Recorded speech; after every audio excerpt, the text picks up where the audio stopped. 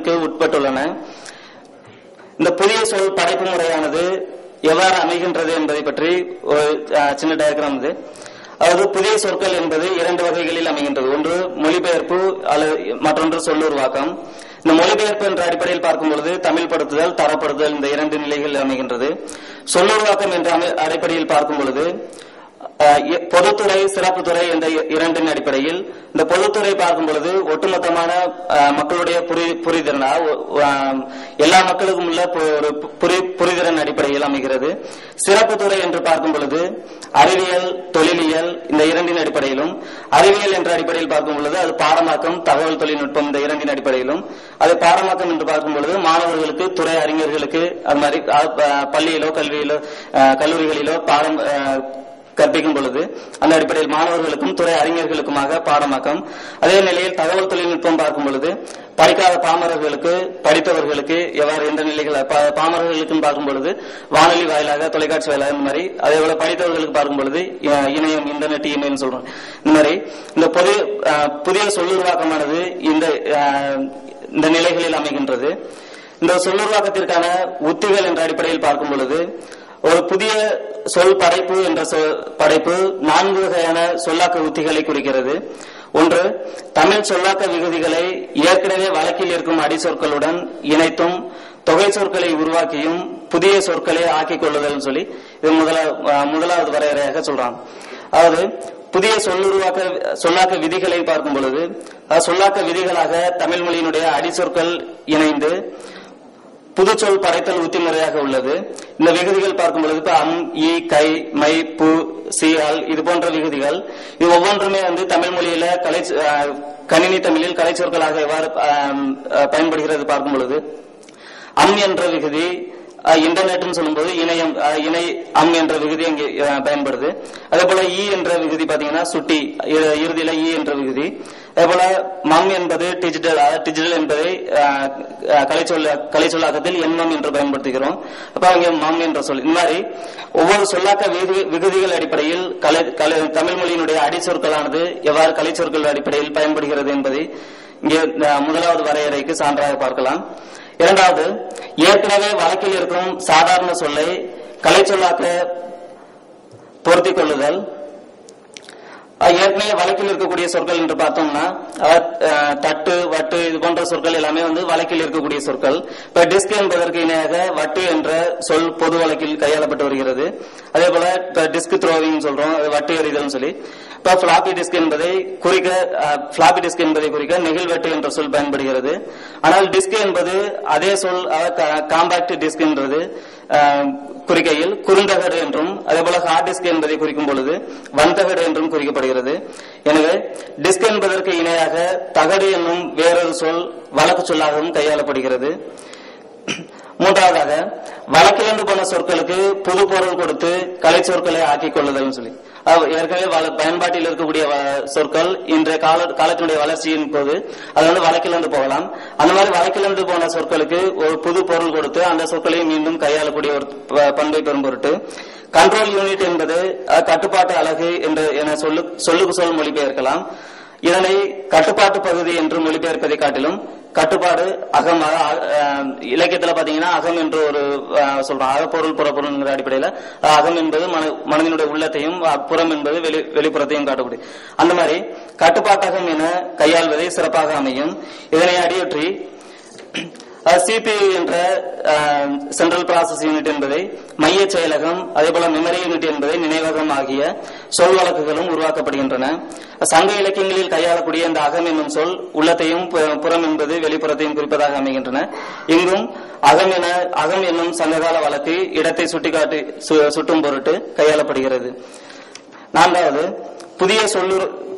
புதிய சொல்லாக்க முறைகளை கொண்டு புதியதாகவே சொற்களை படைத்துக் கொள்ளுதல் சொல்லி புதிய சொல்லாக்கம் சொல்லும்போது லேன் என்பது லோக்கல் ஏரியா நெட்வொர்க் என்பதை உள்வட்டார இணையம் என்று குறிப்பிடுவதை காட்டிலும் குறும்பரப்பு வலையமைப்பு அப்படின்னு சொல்லலாம்.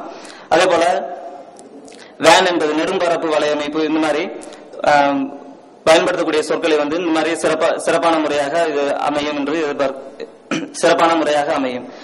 அடுத்ததா, மொழியினுடைய வளர்ச்சிக்கு இந்த கணினி கலைச்சொற்களானது எவ்வாறு இன்றியமையாததாக அமைகின்றது என்று பார்க்கும் பொழுது, தமிழ் மொழியில் கலைச்சொற்கள் தோன்றிய ஆரம்ப நிலை மிகவும் சிறப்புக்குரியதாக அமைந்தது. பிற மொழி நூலிலும் வழக்கிலும் உள்ளதை தமிழின் மொழி கூறுகளுக்கு ஏற்ற வண்ணம் மொழியாக்கம் செய்து புதிய சொல் ஒன்றினை ஏற்படுத்திக் கொள்வதுதான் இன்றைய பெரும்பான்மையான நிலை. தாய்மொழி வழி பாடங்கள் தமிழில் இடம்பெற கலைச்சொற்கள் அவசியத்தை ஏற்படுத்தின. கணினி கலைச்சொற்கள் ஒவ்வொன்றுமே பயன்பாட்டிற்கு ஏற்ப மேலும் செழுமை பெற்று வருகின்றன. சான்றாக பார்த்தோம்னா, சாட் என்பது சொல்லாடல், விவாதம், அரட்டை என 3 சொற்களாக பயன்படுத்தப்படுகின்றன. ஆனால் இதற்கு இணையான தமிழ் சொல்லாடல் என்று அறிஞர்கள் கருத்து சொல்றாங்க. சாட் என்பதற்கு சொல்லாடல், விவாதம், அரட்டை இது மாதிரி 3 சொற்கள் இருந்தாலும் இதற்கு இணையான சிறந்த சொல்லாக சொல்லாடல் என்பது கையாளப்படுகிறது. அதேபோல லேப்டாப் கம்ப்யூட்டர் சொல்லி மடிகணினி என்பது என்று கூறுகின்றோம். இது பயன்பாட்டு அடிப்படையில் அமைந்த ஒரு எளிமையான சொல் வழக்கு. அதேபோல சாப்ட்வேர் என்பதை மென்பொருள் என்றும், ஹார்ட்வேர் என்பதை வன்பொருள் என்றும் கூறுகின்றோம். சிலர் இதனை முறையே வன்மம் என்றும் மென்மம் என்றும் குறிப்பிடுவர். ஆனால் வன்மம் என்பது ஒரு சொல்லுக்கு தமிழில் நெடும்பகை பாராட்டல் என்று சொல்லலாம். வன்மம் என்று சொல்லும் போது ஒருவர் மீது ஒரு நீண்ட ஒரு கோபத்தை வெளிப்படுத்தும் பொருட்டு நெடும்பகைன்னு சொல்லலாம். அது மாதிரி நெடும்பகை பாராட்டல் என்னும் பொருளே வழங்கி வருவதால் அத்தகைய சொல்லை இங்கு கையாள்வதை தவிர்த்து ஏற்கனவே வழக்கில் இருக்கக்கூடிய வன்பொருள் என்பதையும் அதற்கு ஒத்த விதத்தில் சாப்ட்வேர் என்பதற்கு மென்பொருள் என்பதையுமே பயன்படுத்துவது சிறப்பாக அமையும். இவ்வாறு ஒரு கணினி சொல்லுக்கு பல்வேறு வகையான சொற்கள் கலைச்சொற்களாக அமைவதை காணும் போது தமிழ் மொழியினுடைய வளர்ச்சி மேலோங்கி இருப்பதை அறிய முடிகின்றது. பயன்பாட்டின் மையம் அடிப்படையில் பார்க்கும் பொழுது ஒவ்வொரு சொல்லும் பயன்பாட்டினுடைய மையமாக எவ்வாறு மக்கள் மத்தியில் அமைகின்றது அப்படின்னு பார்க்கும் பொழுது, கணினி கலைச்சொல்லாக்கத்தில் சொல் படைப்புகள் ஒவ்வொன்றும் பண்டைய கால பயன்பாட்டில் இருந்து வழக்கு இழந்தவையாக இருந்தாலும் கால வளர்ச்சிக்கு ஏற்ற புது சொற்களாக இருந்தாலும் எந்த அளவிற்கு மக்களின் வாழ்க்கை பயன்பாட்டில் இடம்பெறுகின்றதோ அப்போதே அச்சொற்கள் அனைத்தும் வெற்றி பெற்றதாக கருதப்படும். சொல் உருவாக்கமானது பொதுமக்களுக்கான பயன்பாட்டுக்கு எளிமை, தெளிவு, தனிமனித நோக்கு, பொது சமுதாயம் என்ற நிலைகளில் அமைதல் வேண்டும். அதேபோன்று துறை வல்லுநர்களுக்கான பயன்பாட்டுக்கு பொது சொல் வட்டாரத்தை ஒழித்தல், மொழி மாற்றம், எழுத்து மாற்றம் என்ற நிலைகளில் அமைதல் வேண்டும். இவை இரண்டுமே சேர்ந்து உலக தமிழ் மக்களுக்கான ஒரு பயன்பாடு என்னும் இலக்கை கொண்டு அமைய முடியும். சான்றாக இப்ப மவுஸ் என்ற சொல் சுட்டெளி, சொடுக்கு, சுட்டி என்ற பல்வேறு நிலைகளில் சொல் மாற்றம் பெறுகின்றது. சுட்டெளி என்பது அறிமுக நிலையில் அதன் வடிவத்தை பொறுத்து வழங்கி வந்தது.